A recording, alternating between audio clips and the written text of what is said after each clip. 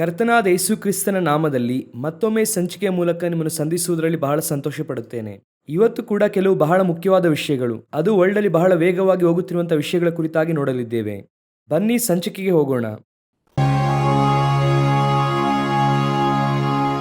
ಮೊದಲನೆಯದಾಗಿ ಬಹಳ ಮುಖ್ಯವಾದ ವಿಷಯ, ನಾವೀಗಾಗಲೇ ಅದರ ಕುರಿತಾಗಿ ಮಾತನಾಡಿದ್ದೇವೆ. ಏನೆಂದರೆ ಸೌದಿ ಅರೇಬಿಯಾ ಸ್ವಲ್ಪವಾಗಿ ತನ್ನ ಶಿಸ್ತು ಹಾಗೂ ಕ್ರಮವನ್ನು ತಪ್ಪಿ ಲೋಕಕ್ಕೆ ಸಂಬಂಧಪಟ್ಟಂತಹ ಕಾರ್ಯವನ್ನು ಮಾಡುತ್ತಾ ಇದೆ ಎಂಬುದಾಗಿ ಹೇಳಿ, ಅದು ಲೋಕಕ್ಕೆ ಒಳ್ಳೆಯದಲ್ಲ ಎಂಬುದಾಗಿ ಹೇಳಿದ್ವಿ. ಯಾಕಂದರೆ ಅವರು ಬಹಳ ಮುಖ್ಯವಾದ ಕಾರ್ಯಗಳನ್ನು ಅನುಸರಿಸುತ್ತಾ ಇದ್ದರು. ಅದು ಸತ್ಯವೇದವು ಕೂಡ ಹೇಳಿತ್ತು. ಆದರೆ ಅವರು ಅದನ್ನು ಅನುಸರಿಸುತ್ತಾ ಇದ್ದರು, ಬಹಳ ಸಂತೋಷವಾಗಿತ್ತು. ಆದರೆ ಇಂದು ಸೌದಿ ಅರೇಬಿಯಾದಲ್ಲಿ ಬಹಿರಂಗವಾಗಿ ಲಿಕ್ಕರ್ ಶಾಪ್ ಅಂದರೆ ಮದ್ಯಪಾನ ಅಂಗಡಿ ತೆರೆಯುವುದಕ್ಕೆ ಅವಕಾಶ ಕೊಟ್ಟಿದೆ. ಇದು ಸಾಧಾರಣವಾದ ಬದಲಾವಣೆ ಇಲ್ಲ, ತಲೆ ಕೆಳಗೆ ಮಾಡುವಂತಹ ಬದಲಾವಣೆ. ಯಾಕೆ ಬೇರೆ ಯಾವ ದೇಶದಲ್ಲೂ ಇಲ್ವಾ, ಯಾಕೆ ಬರೀ ಸೌದಿ ಅರೇಬಿಯಾ ಕೇಳುತ್ತೀರಾ ಎಂಬುದಾಗಿ ಕೇಳುವುದಾದರೆ, ಸೌದಿ ಅರೇಬಿಯಾ ಇದಕ್ಕೆ ಬಹಳ ವಿರೋಧವನ್ನು ವ್ಯಕ್ತಪಡಿಸಿ ಲೋಕದಲ್ಲಿರುವಂತಹ ಎಲ್ಲಾ ದೇಶಗಳು ಕೂಡ ಆಶ್ಚರ್ಯಪಡುವ ಹಾಗೆ ಅವರು ಕ್ರಮಬದ್ಧವಾಗಿ ಇದ್ದರು. ಈಗ ಬಂದಿರುವಂಥ ಅರಸನು ಬಂದ ನಂತರವಾಗಿ ಸ್ವಲ್ಪವಾಗಿ ನಾವು ಈಗಾಗಲೇ ಇದರ ಕುರಿತಾಗಿ ಮಾತನಾಡಿದ್ದೇವೆ. ಇದರಲ್ಲಿ ಬಹಳ ಮುಖ್ಯವಾಗಿ ಏನು ನೋಡುತ್ತೇವೆ ಅಂದರೆ, ಕಡೆಯದಾಗಿರುವಂತಹ ಕಿಂಗ್ಡಮ್ ಕೂಡ ಅಳಿಸಲ್ಪಡುತ್ತಿದೆ. ಅಂದರೆ ರಾಜ್ಯಭಾರದ ಅಧಿಕಾರವು ಅಧಿಕವಾಗಿ ಈಗ ಇಂಗ್ಲೆಂಡ್ಗೆ ಅಧಿಕಾರ ಇದೆ, ಅಂದ್ರೆ ಹೌಸ್ ಆಫ್ ಲಾರ್ಡ್ಸ್, ಅಂದರೆ ಪ್ರೈಮ್ ಮಿನಿಸ್ಟರ್ಗೆ ಎಲ್ಲ ಅಧಿಕಾರ ಇದೆ. ಕಡೆಯದಾಗಿ ಕ್ವೀನ್ ಹತ್ರ ಸೈನ್ ತೆಗೆದುಕೊಳ್ಳುತ್ತಾ ಇದ್ದರು, ಈಗ ಕಿಂಗ್ ಹತ್ರ ಸೈನ್ ತೆಗೆದುಕೊಳ್ಳುತ್ತಾರೆ. ಆದರೆ ಇಲ್ಲಿ ಆ ರೀತಿಯಾಗಿಲ್ಲ. ಇಲ್ಲಿ ರಾಜಕೀಯ ವ್ಯವಸ್ಥೆ ಇಲ್ಲ, ರಾಜ್ಯಭಾರವು ಬಹಳ ಸ್ಟ್ರಾಂಗ್ ಆಗಿರುವಂತಹ ಒಂದು ಸ್ಥಳವೇ ಈ ಸ್ಥಳ. ಆ ಸ್ಥಳದಲ್ಲಿ ಇದು ಈಗ ನಡೆದಿದೆ. ಸೊ ಈಗ ಅಲ್ಲಿ ಬದಲಾವಣೆ ಆಗಿದೆ. ಕಡೆಯ ರಾಜ್ಯಭಾರವು ಕೂಡ ಅಂತ್ಯಕ್ಕೆ ಬರುವಂತದ್ದಾಗಿದೆ. ನಮ್ಮ ಕಣ್ಮುಂದೆ ಅಲ್ಲಿ ಹೋರಾಟಗಳು ಉಂಟಾಗಿ ಜನನಾಯಕ ಬಂದರೂ ಕೂಡ ಆಶ್ಚರ್ಯವಿಲ್ಲ. ಈಗ ಬಹಳ ಮುಖ್ಯವಾದ ಕಾರ್ಯಗಳು ನಡೆಯುತ್ತಾ ಇದೆ. ಸೌದಿ ಅರೇಬಿಯಾದ ಬದಲಾವಣೆ ರಿಲಿಜಿಯಸ್ ವಿಷಯದಲ್ಲೂ ಹೇಳುತ್ತೇನೆ, ಲೋಕ ಪ್ರಕಾರವಾಗಿ ಹೇಳುತ್ತೇನೆ, ಅದು ಬಹಳ ದೊಡ್ಡ ಲೋಕದ ಬದಲಾವಣೆಗೆ ಒಂದು ಕಾರಣವಾಗಿದೆ. ಈಗ ಸ್ವಲ್ಪವಾಗಿ ಸೌದಿ ಅರೇಬಿಯಾ ಬಹಳ ದೂರ ಹೋಗಿದೆ. ಈಗ ಅದಕ್ಕೆ ಬಹಳ ಮುಖ್ಯವಾದ ಗುರುತಾಗಿ ಇದು ಇದೆ. ಬನ್ನಿ ನಾವು ಮುಂದಿನ ವಿಷಯಕ್ಕೆ ಹೋಗೋಣ. ಇದು ಯಾವುದರ ಕುರಿತಾಗಿ ಎಂಬುದಾಗಿ ನೋಡುವುದಾದರೆ, ನಾವು ಬಹಳ ದಿನದಿಂದ ಅಪ್ಡೇಟ್ ಮಾಡುತ್ತಲೇ ಇದ್ದೇವೆ. Third world war. ಇವತ್ತು VR ಇಂದ ವರ್ಲ್ಡ್ ವಾರ್ ಎಂಬುದಾಗಿ ಹೇಳುವಷ್ಟರ ಮಟ್ಟಿಗೆ ಲೋಕ ಹೋಗಿದೆ. ಸ್ವೀಡನ್ ದೇಶ ಅದಕ್ಕೆ ರೆಡಿ ಆಗಬೇಕೆಂಬುದಾಗಿ ಬಹಿರಂಗವಾಗಿ ಜನರಿಗೆ ಆದೇಶ ಮಾಡಿದ್ದಾರೆ. ಜರ್ಮನಿ ದೇಶದಲ್ಲಿ 4 ದಿವಸ ಕೆಲಸದ ದಿನ ಎಂಬುದಾಗಿ ನೇಮಿಸಿದ್ದಾರೆ. ಯಾಕಂದರೆ ಫ್ಯೂಚರ್ ಅಲ್ಲಿ ವಾರ್ ಬರುವಾಗ ಈ ರೀತಿಯಾಗಿ ವರ್ಕ್ ಮಾಡುವುದಕ್ಕೆ ಆಗಲ್ಲ. ಯಾಕಂದ್ರೆ ಈಗಾಗಲೇ ನಾವು ವರ್ಕ್ ಫ್ರಮ್ ಹೋಮ್ ಪ್ರಾಕ್ಟೀಸ್ ಮಾಡಿದ್ದೇವೆ. ಈಗ ಜರ್ಮನಿ ದೇಶದಲ್ಲಿ 4 ದಿವಸದ ವರ್ಕ್ ಅನ್ನು ಪ್ರಾಕ್ಟೀಸ್ ಮಾಡಲಿದ್ದಾರೆ. ಇನಿ 3ನೇ ಮಹಾಯುದ್ಧಕ್ಕೆ ಎಲ್ಲಾ ಕೆಲಸವೂ ಬಹಳ ವೇಗವಾಗಿ ಆರಂಭವಾಗುತ್ತಿದೆ. ನಮಗೆ HKL ಪುಸ್ತಕದ ಪ್ರಕಾರ ಯಾರು ಈ ಥರ್ಡ್ ವರ್ಲ್ಡ್ ವಾರ್ ಅಲ್ಲಿ ಜಾಯಿನ್ ಆಗಬೇಕೆನ್ನುವುದೇ ನಮ್ಮ ದೊಡ್ಡ ಎಕ್ಸ್ಪೆಕ್ಟೇಷನ್ ಆಗಿದೆ. ಒಂದೊಂದು ದೇಶವಾಗಿ ಬಂದು ಜಾಯಿನ್ ಆಗಿದೆ. ಇರಾನ್ ದೇಶದಿಂದ ಆರಂಭವಾಗಿ ಹಾಗೆ ಪ್ಯಾಲೆಸ್ಟೀನ್ ಇಂದ ಸಿರಿಯಾ ದೇಶ ಎಲ್ಲವೂ ಕೂಡ ಬಂದು ಜಾಯಿನ್ ಆಗಿದೆ. ಕಡೆಯದಾಗಿ ಬರಬೇಕಾದಂತಹ ದೇಶ, ನಾವು ಎದುರು ನೋಡುತ್ತಿರುವಂತಹ ದೇಶ ಯಾವುದಂದ್ರೆ ರಷ್ಯಾ. ಯಾಕಂದ್ರೆ HKL 38:2 ಪ್ರಕಾರ ಅವರು ಬರಬೇಕೆಂದು ನೋಡುತ್ತಿದ್ದೇವೆ. ಈಗ ರಷ್ಯಾದ ಎಲ್ಲೆಗಳಲ್ಲಿ ಹೆಚ್ಚು ಕಮ್ಮಿ 1,00,000 ಟ್ರೂಪ್, ಅಂದ್ರೆ ರಷ್ಯಾದ ಎಲ್ಲೆಯ ಬಾರ್ಡರ್ ಅಲ್ಲಿ ಈ ನ್ಯಾಟೋ ದೇಶಗಳು ನಿಲ್ಲಿಸಿದ್ದಾರೆ. ರಷ್ಯಾವನ್ನು ಕಡ್ಡಾಯವಾಗಿ ಅವರು ಎಳೆಯುವಂತೆ ಇದೆ. ಯಾಕಂದ್ರೆ ಅವರು ಅಲ್ಲಿಂದ ಹೊರಟಿಲ್ಲ. ಆ ನ್ಯಾಟೋ ದೇಶಗಳು ಅದರ ಸುತ್ತಲಿರುವಂತಹ ದೇಶವನ್ನು ತಾಕುತ್ತಿದ್ದಾರೆ, ಲಿಡಿಯಾವನ್ನು ತಾಕುತ್ತಿದ್ದಾರೆ, ಆಮೇಲೆ ಇರಾನ್ ಅನ್ನು ತಾಕುತ್ತಾ ಇದ್ದಾರೆ. US-ಗೂ ಇರಾನ್ಗೂ ನೇರವಾಗಿ ಯುದ್ಧ ಆರಂಭವಾಗಿದೆ. ಯಾಕಂದ್ರೆ ಇರಾನಿನ ಡ್ರೋನು US ಅನ್ನು ತಾಕಿದೆ. ಆದರೆ ಇರಾನ್ ಹೇಳುತ್ತಾ ಇದೆ, ನಾವು ಅದನ್ನು ತಾಕಿಲ್ಲ, ನಾವು ಅದಕ್ಕೆ ಕಾರಣ ಇಲ್ಲ ಎಂಬುದಾಗಿ. ಆದರೆ US ಇರಾನ್ ಮೇಲೆ ಅಪಾದನೆ ಹೊರಿಸಿ ಅವರೇ ಎಂಬುದಾಗಿ ಅವರನ್ನು ತಾಕುವುದಕ್ಕೆ ಆರಂಭಿಸಿದೆ. ಸೊ ಈ ವಾರ್ ಸ್ಟಾರ್ಟ್ ಆಯ್ತಂದ್ರೆ ಇರಾನ್ ರಷ್ಯಾದ ಪ್ರಿಯ ಮಗ. ಈಗಾಗಲೇ ಅನೇಕ ಮೆಸೇಜ್ ಅಲ್ಲಿ ಇದರ ಕುರಿತಾಗಿ ಮಾತನಾಡಿದ್ದೇವೆ. ಇರಾನ್ ಅನ್ನು ತಾಕಿದರೆ ರಷ್ಯಾ ಬರುತ್ತದೆ. ರಷ್ಯಾ ಅಧ್ಯಕ್ಷ ಪುಟಿನ್ ಈಗಾಗಲೇ ಹೇಳಿದ್ದಾರೆ, ಇರಾನ್ ಅನ್ನು ತಾಕಿದರೆ ರಷ್ಯಾ ಅದಕ್ಕೆ ಪ್ರತ್ಯುತ್ತರವನ್ನು ಕೊಡುತ್ತದೆ. ಯಾಕೆ ಎಂಬುದಾಗಿ ನಾವು ನೋಡುವುದಾದರೆ, ಇರಾನ್ ಅಲ್ಲಿರುವಂತಹ ಎಲ್ಲ ಅಣು ಇಲಾಖೆಗಳು ಕೂಡ ರಷ್ಯಾದ ಆಶ್ರಯದಲ್ಲಿ ಇರುವಂತದ್ದು. ಭಾರತದಲ್ಲೂ ಕೂಡ ಆ ರೀತಿಯಾಗಿ ಒಂದು ಇದೆ. ಸೊ ಅಲ್ಲಿ ಇರಾನ್ ಅನ್ನು ಮುಟ್ಟಿದ್ರೆ ರಷ್ಯಾ ಬರಬೇಕು ಈಗ. ಆದರೆ ಇನ್ನೂ ಕೂಡ ರಷ್ಯಾ ತಾಳ್ಮೆಯಿಂದ ಕಾದಿದೆ. ಈಗ ಬೈಬಲ್ ನಲ್ಲಿ HKL 39:2 ನೋಡುವುದಾದರೆ, ಉತ್ತರ ದಿಕ್ಕಿನ ಕಟ್ಟಕಡೆಯಿಂದ ಬರಮಾಡಿ ಎಂದು ಇದೆ. ಅಂದರೆ ನೀನು ಬರುವುದಿಲ್ಲ, ನಾನು ಬರುವಂತೆ ಮಾಡುತ್ತೇನೆ ಎಂದು ಅರ್ಥ. ಈಗ ರಷ್ಯಾವನ್ನು ಬರಗೊಳಿಸುವಂತ ಕೆಲಸವನ್ನು ಲೋಕ ಮಾಡುತ್ತಿದೆ. ರಷ್ಯಾ ಬಾರ್ಡರ್ ಅಲ್ಲಿ ಟ್ರೂಪ್ಸ್ ಅನ್ನು ನಿಲ್ಲಿಸಿದ್ದಾರೆ. ಒಂದು ಕಡೆ ನ್ಯಾಟೋ ದೇಶಗಳು, ಇನ್ನೊಂದು ಕಡೆ ಯುಕ್ರೇನ್ ರಷ್ಯಾವನ್ನು ತಾಕುವಂತದನ್ನು ನೋಡುತ್ತೇವೆ. ಇನ್ನೊಂದು ಕಡೆ ನಾರ್ವೆ, ಸ್ವೀಡನ್, ಸ್ಕ್ಯಾಂಡಿನೇವಿಯನ್ ಕಂಟ್ರೀಸ್ ಎಂದು ಹೇಳುತ್ತಾರೆ, ಇವರು ರಷ್ಯಾದ ಎಲ್ಲೆಗಳನ್ನು ಆವರಿಸುತ್ತಿದ್ದಾರೆ. ಸ್ವಲ್ಪವಾಗಿ ಇವರು ರಷ್ಯಾವನ್ನು ಯುದ್ಧಕ್ಕೆ ತಳ್ಳುತ್ತಾರೆ ಇದ್ದಾರೆ. ಯಾಕೆ ಎನ್ನುವಂಥದ್ದು ಇದರ ಹಿಂದೆ ಇರುವಂತಹ ದೊಡ್ಡ ವಿಷಯ, ನಾವು ಅದರ ಕುರಿತಾಗಿ ನೋಡುತ್ತಿಲ್ಲ. ಆದರೆ ಅಪ್ಡೇಟ್ ಅನ್ನು ಮಾತ್ರ ಹೇಳುತ್ತೇನೆ, ರಷ್ಯಾ ಒಳಗೆ ಬಂದಿದೆ. ರಷ್ಯಾ ವಾರ್ ಸ್ಟಾರ್ಟ್ ಮಾಡಿತು ಅಂದರೆ ಥರ್ಡ್ ವರ್ಲ್ಡ್ ವಾರ್ ಬಹಿರಂಗವಾಯಿತೆಂದು ಅರ್ಥ. ಆಲ್ರೆಡಿ ನಾವು ಥರ್ಡ್ ವರ್ಲ್ಡ್ ವಾರ್ ಅಲ್ಲೇ ಇದ್ದೇವಂತೆ. ಲೋಕದ ದೇಶಗಳು ಹೇಳುತ್ತಾ ಇದೆ, we are in the war. ಅಂದರೆ ಟ್ರಂಪ್ ಹೇಳುತ್ತಿದ್ದಾರೆ, ನಾವು ಥರ್ಡ್ ವರ್ಲ್ಡ್ ವಾರ್ನ ಸೆಕೆಂಡ್ ಲೆವೆಲ್ಗೆ ಬಂದಿದ್ದೇವೆ ಎಂಬುದಾಗಿ ಅವರು ಹೇಳುತ್ತಿದ್ದಾರೆ. ಸೊ ಈ ಥರ್ಡ್ ವರ್ಲ್ಡ್ ವಾರ್ ಏನೋ ಮಾತನಾಡುವುದಕ್ಕೆ ಬಹಳ ಚೆನ್ನಾಗಿ ಅನಿಸಬಹುದು, ಏನೋ ಒಂದು ಸಾಧಾರಣ ಯುದ್ಧದ ಹಾಗೆ. ಆದರೆ ಈ ಲೋಕದ ಎಲ್ಲವನ್ನು ಕೂಡ ಬದಲಾಯಿಸುವಂಥದ್ದು ಜನಸಂಖ್ಯೆಯಿಂದ, ಕ್ಲೈಮೇಟ್ನಿಂದ, ವಹಿವಾಟಿನಿಂದ, ಎಲ್ಲವನ್ನು ನಾಶ ಮಾಡುವಂಥದ್ದು, ಎಲ್ಲ ರೀಸ್ಕೆಡ್ಯೂಲ್ ಮಾಡುವಂಥದ್ದು, ಅದನ್ನೇ ನಾವು ನ್ಯೂ ವರ್ಲ್ಡ್ ಆರ್ಡರ್ ಎಂದು ಹೇಳುತ್ತೇವೆ. ಅದರೊಳಗೆ ಕರೆದುಕೊಂಡು ಹೋಗುವಂಥದ್ದು. ಈಗ ನಾವು ಆ ಸ್ಥಳಕ್ಕೆ ಬಂದಿದ್ದೇವೆ. ಈ 24-25ರಲ್ಲಿ ಈ ವಾರ್ ಸ್ಟಾರ್ಟ್ ಆಗುವುದಕ್ಕೆ ಅನೇಕ ಅವಕಾಶವಿದೆ. ನಾನು ಇದರ ಅಪ್ಡೇಷನ್ ಅನ್ನು ಮುಂದೆ ಬರುವಾಗ ನಿಮಗೆ ಹೇಳುತ್ತೇನೆ.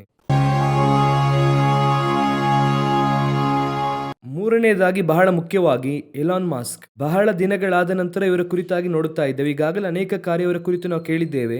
ಈಗ ಬಹಳ ಮುಖ್ಯವಾಗಿ ಬೈಬಲ್ಗೆ ಅಗೇನ್ಸ್ಟ್ ಆದ ವಿಷಯ ಎಂಬುದಾಗಿ ಇಟ್ಟುಕೊಳ್ಳಿ. ಏನು ಮಾಡಿದ್ದಾರೆ ಎಂದರೆ, ತಲೆಯಲ್ಲಿ ಚಿಪ್ ಹಾಕುವಂತ ಯೋಜನೆ, ಈ ಮೆದುಳಿನಲ್ಲಿ ಚಿಪ್ ಹಾಕುವಂತ ಯೋಜನೆ ಈಗಾಗಲೇ ಮಾಡಿ ಸ್ವಲ್ಪ ಫೇಲ್ಯೂರ್ ಆಗಿದೆ. ಆ ನಂತರವಾಗಿ ಇವ್ರು ಏನ್ ಮಾಡಿದ್ರಂದ್ರೆ, ವಾಲಂಟಿಯರ್ಸ್ ಆಗಿ ಟೆಸ್ಟ್ ಮಾಡುವುದಕ್ಕೆ ಜನರನ್ನು ಕೇಳಿದ್ದರು. ನಾವು ಅದರ ಕುರಿತಾಗಿ ಅಪ್ಡೇಟ್ ಮಾಡಿದ್ದೆವು.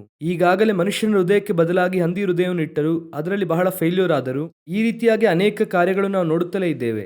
ಈಗ ಇನ್ನೊಂದು, ಯಾಕಂದ್ರೆ ಇದು ಒಂದು ಬಹಳ ತಪ್ಪಾದಂತಹ ಕಾರ್ಯ. ದೇವರು ಕೆಲವು ಕಾರ್ಯಗಳನ್ನು ಮಾಡುವಾಗ ಅದು ದೇವರೇ ಸೌಖ್ಯಪಡಿಸುವುದಕ್ಕಾಗಿ ನಾವು ಬಿಟ್ಟುಕೊಡಬೇಕು.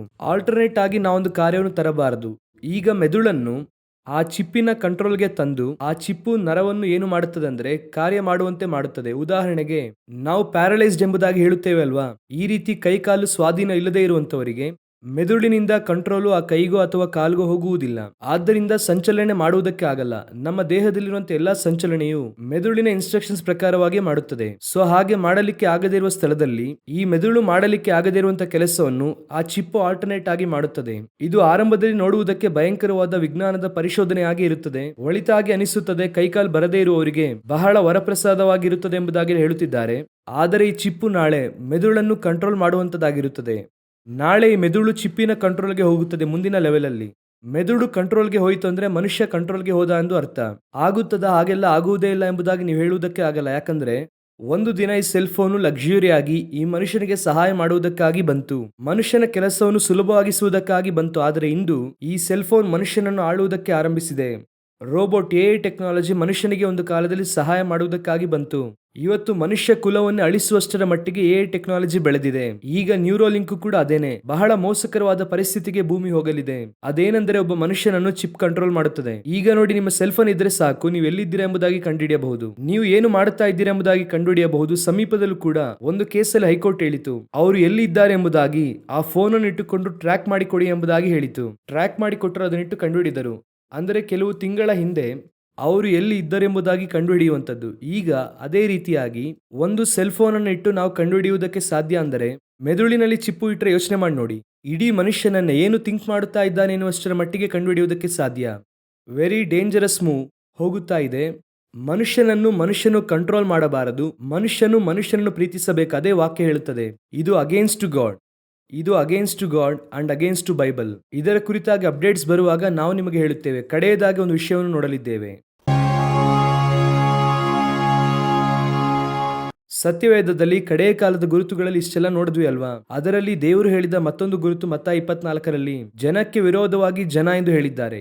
ಈಗ ನೀವು ನೋಡುವುದಾದರೆ ಲೋಕಾದ್ಯಂತ ಯಾವುದೋ ಒಂದು ವಿಧದಲ್ಲಿ ಜನಕ್ಕೆ ವಿರೋಧವಾಗಿ ಜನರು ಹೋಗುತ್ತಲೇ ಇದೆ. ಪ್ರೊಟೆಸ್ಟ್ ಎಲ್ಲ ಹೋಗುತ್ತಾ ಇದೆ. ಈಗ ಯುರೋಪ್ ಆದ್ಯಂತ ಒಂದು ದೊಡ್ಡ ಪ್ರೊಟೆಸ್ಟ್ ಹೋಗುತ್ತಾ ಇದೆ. ಏನೆಂಬುದಾಗಿ ನೋಡುವುದಾದರೆ, ಇಟಲಿಯಲ್ಲಿರುವಂತಹ ಫಾರ್ಮರ್ಸ್ ಆಗಿರಲಿ, ಅಂದರೆ ವ್ಯವಸಾಯಿಗಳಾಗಿರಲಿ, ಫ್ರಾನ್ಸ್ ಅಲ್ಲಿರುವಂತಹ ರೈತರುಗಳಾಗಿರಬಹುದು, ಇವರೆಲ್ಲರೂ ಕೂಡ ಒಂದು ದೊಡ್ಡ ಪ್ರೊಟೆಸ್ಟ್ ಅನ್ನು ಮಾಡುವುದಕ್ಕೆ ಆರಂಭಿಸಿದ್ದಾರೆ. ಅದು ಎಷ್ಟರ ಮಟ್ಟಿಗೆ ಎಂಬುದಾಗಿ ನೋಡುವುದಾದರೆ, ತಮ್ಮ ಆಹಾರವನ್ನು ರೋಡಿನಲ್ಲಿ ಡಂಪ್ ಮಾಡುವುದಕ್ಕೆ ಹೇಳುತ್ತಾ ಇದ್ದಾರೆ.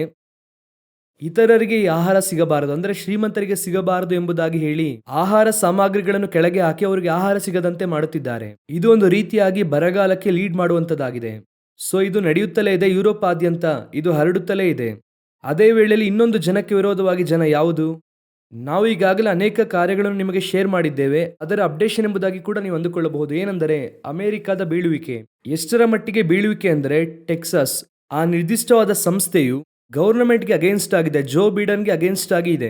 ಅದರ ಪರಿಣಾಮವಾಗಿ ಎಲ್ಲಿ ಅವರು ನಮ್ಮನ್ನು ಹಿಡಿಯುವುದಕ್ಕೆ ಬರುತ್ತಾರೆ ಎಂಬುದಾಗಿ ವೈಟ್ ಹೌಸ್ ಸುತ್ತಲೂ ಹೆಚ್ಚಾದ ಭದ್ರತೆಯನ್ನು ಮಾಡಲಾಗಿದೆ. ಅಷ್ಟು ಮಾತ್ರವಲ್ಲದೆ ಟೆಕ್ಸಾಸ್ ಸುತ್ತಲೂ ಅವರು ಭದ್ರತೆಯನ್ನು ಮಾಡಿದ್ದಾರೆ. ಇದು ಎಲ್ಲಿ ಹೋಗಿ ಮುಗಿಯುತ್ತದೆ ಅಂದರೆ ಸಿವಿಲ್ ವಾರ್, ಅಂದರೆ ಆಂತರಿಕವಾಗಿ ನಡೆಯುವಂತದ್ದಾಗಿದೆ. ಅಮೆರಿಕದಲ್ಲಿ ನಡೆಯುತ್ತಾ ಇದೆ. ಅನೇಕ ವರ್ಷಗಳಾದ ನಂತರವಾಗಿ ಸಿವಿಲ್ ವಾರ್ ನಡೆಯುತ್ತಿದೆ. ಇದು ಅಮೆರಿಕವನ್ನು ಬೀಟ್ ಮಾಡಲಿದೆ. ಅದೇ ಸಮಯದಲ್ಲಿ ಅಮೆರಿಕದ ಆರ್ಥಿಕ ವ್ಯವಸ್ಥೆ ಈಗಾಗಲೇ 10ನೇ ಸ್ಥಾನಕ್ಕೆ ಹೋಗಿದೆ.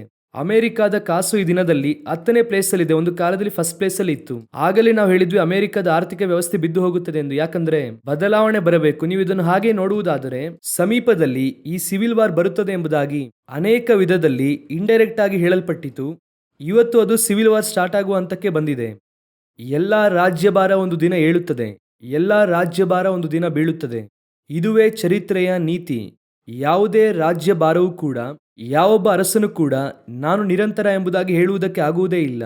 ಇರುವಾಗ ಅರಸನು ಎಷ್ಟೊಂದು ದೀನತೆಯಿಂದ ಸಮಾಧಾನವಾಗಿ ಜನರಿಗೆ ಒಳಿತು ಮಾಡುವವನಾಗಿ ಇರುತ್ತಾನೋ, ಅವನ ರಾಜ್ಯಭಾರವು ಅವನ ತಲೆಮಾರಾದ ನಂತರವಾಗಿ ಕೂಡ ಮಾತಾಡಲಾಗುತ್ತದೆ. ಇರುವಾಗ ಒಂದು ಪಂಗಡದವರನ್ನು ಕಠಿಣವಾಗಿಟ್ಟು, ಒಂದು ಪಂಗಡದವರನ್ನು ವೇದನೆ ಪಡಿಸಿ ಅವರನ್ನು ತುಳಿಯುವುದಕ್ಕೆ ಅವನು ಆರಂಭಿಸಿದ ಅಂದರೆ ಅವನ ರಾಜ್ಯಭಾರ ಭೂಮಿಯಲ್ಲಿ ಮಾತ್ರವಲ್ಲ, ಅವನ ಹೆಸರೇ ಇಲ್ಲದ ಹಾಗೆ ಹೋಗುತ್ತದೆ. ಅದಕ್ಕೆ ಹಿಟ್ಲರ್ ಬಹಳ ದೊಡ್ಡ ಉದಾಹರಣೆ. ಎಲ್ಲಾ ರಾಜ್ಯಭಾರವೂ ಕೂಡ ಹಾಗೇನೆ. ಈಗ ಅಮೆರಿಕ ರಾಜ್ಯಭಾರವೂ ಕೂಡ ಬೀಳುತ್ತಾ ಇದೆ. ಮುಂದಿನ ಸಾಮ್ರಾಜ್ಯವು ಎದ್ದೇಳುತ್ತಾ ಇದೆ.